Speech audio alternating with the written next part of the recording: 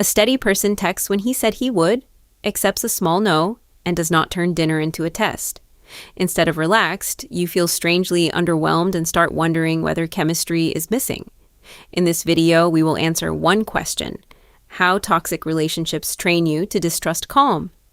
We will use behavior you can observe, not a diagnosis you have to prove, and finish with one practical tool you can use privately. Stay with the sequence rather than judging your reaction. The order of events will become the most useful part of the answer. Before we go further, one important distinction. A difficult moment is not automatically a toxic pattern. People can be tired, clumsy, defensive, or wrong, and still be capable of mutual repair. For this question, the useful evidence is repetition, impact, reciprocity, and what happens after the problem is named, not a label applied from one scene. That nuance matters because clarity should widen your choices, not pressure you into a label or a decision before you feel ready. The central pattern is this: intensity can train the nervous system to confuse uncertainty with connection and steadiness with emotional flatness. That definition keeps the focus on what can be observed. You do not need access to another person's secret intention. You can compare the rule, the consequence, the repair, and the amount of freedom that remains afterward. When a definition is behavior-based, you can test it against ordinary Tuesdays instead of waiting for one dramatic scene to prove everything. In an unstable bond, relief after distance can feel like exceptional closeness because the body is measuring the drop in fear, not only the quality of love. The important detail is the sequence. What happened first? What response followed? What did you change next to prevent another reaction? A sequence turns a vague feeling into information you can examine without attacking yourself. Also, record the cost: lost time, canceled plans, changed clothing, hidden opinions, restricted money, or the energy required to restore calm. Why is this so confusing? Because moments of care can be real while the overall pattern is still harmful. Relief can soften the memory of the consequence, and one beautiful evening can make you question 10 smaller contractions. Hold both truths. Warmth may have existed, and your freedom may still have been shrinking. This is why a compassionate review holds the loving memories and the harmful evidence without using either one to erase the other. Compare aliveness, safety, and consistency separately. Are you interested? Can you be honest? And does care remain present across ordinary weeks? Write the answers as a facts rather than conclusions. Instead of, "He never respects me," record the exact request, the response, the length of the consequence, and what happened the next time. Specificity protects you from both minimization and overstatement. If your memory is uncertain, use approximate dates, homes, jobs, holidays, or messages. A useful timeline does not require courtroom precision. Calm is different from indifference. Indifference avoids knowing you. Safety stays curious, responsive, and consistent without making closeness depend on a crisis. Again, do not grade the moment only by how calm the words sounded. A quiet consequence can shape behavior as strongly as a shouted command when it repeatedly teaches you which choices are too expensive. Then ask whether the same standard applied in reverse, because reciprocity often exposes what polished language is trying to hide. Do not evaluate this pattern using only the most dramatic memory. Compare it across 3 ordinary contexts: a plan, a disappointment, and a moment when one person needed space.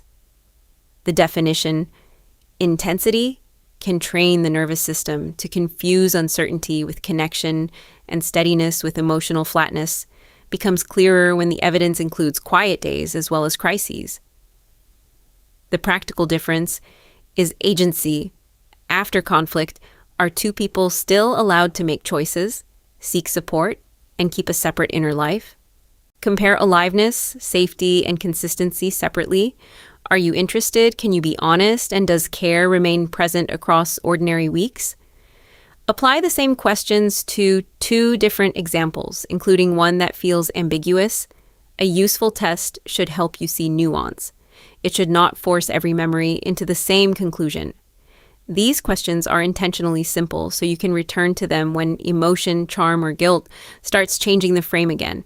Add one repair question to the page. After the issue was named, what became measurably different the next time?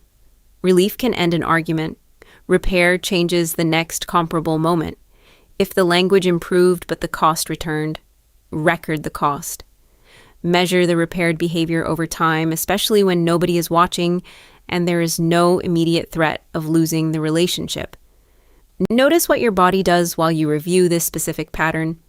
Tight shoulders, rehearsed explanations, or an urge to minimize are information, not a diagnosis and not a command. Pair the signal with the facts in front of you, then slow the decision down enough to keep both in view. You can respect the signal without obeying its first interpretation. Your body supplies information, and the wider pattern supplies context. Slow the pace enough to collect boring evidence, kept plans, respectful disagreement, mutual initiative, repaired misunderstandings, and room for separate lives. Keep the record somewhere private and safe. The goal is not to create a perfect case against someone.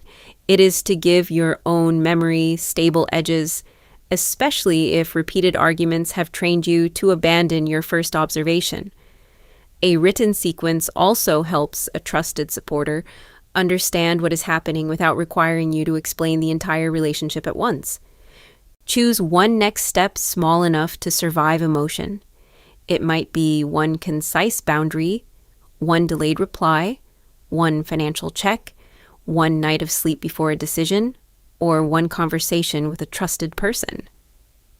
Agency grows through usable steps, not dramatic promises to never struggle again. Small actions are not weakness. They reduce overwhelm, create new evidence, and make the next decision more available to the version of you living now. Do not confront someone simply to test a pattern if you fear retaliation, stalking, financial restriction, or violence. Safety can mean quiet planning. A local domestic abuse service, therapist, legal advisor, or trusted person can help you match the next step to the actual level of risk. If immediate danger is possible, prioritize a safe device, private documents, emergency support, and professional guidance over a final clarifying conversation. Give the practice time to produce evidence. One calm response does not erase a pattern, and one awkward response does not prove one. Watch what repeats across ordinary days. The question is whether respect remains available when there is nothing to perform and no crisis to repair. Consistency is quiet evidence. It appears in repeated choices, not only in promises made during fear, reunion, or the threat of consequences. Healthy consistency can still include desire, humor, and surprise. What it removes is the requirement that pain must happen before closeness feels valuable. Green flags are not perfection. They are observable protections for dignity, accountability, mutual rules, room for separate needs, and change that lasts longer than the conversation that produced it. Look for whether both people can be disappointed and still protect each other's dignity, access to support, and right to make an independent decision. If your notes show a messy mix, you are allowed to move slowly. Circle the pattern affecting your freedom most, and write 3 recent examples. Tell one trustworthy person the plain version without defending the other person or attacking yourself. Clarity does not require a courtroom. It requires a stable reference point. If shame appears, replace, "Why did I allow this?" with, "What information and support do I have now that I did not have then?" Boring may be the absence of fear, or it may be a real lack of connection. Time and observable consistency help you tell the difference. Return to the opening moment and ask what you know now that you did not name then. The page cannot make the decision for you, but it can return the decision to you. When you are ready, the free, quiet, red flag checklist is in the bio and channel links for a gentle private review. You do not owe anyone a diagnosis, a public case, or instant forgiveness in order to take the effect on your life seriously.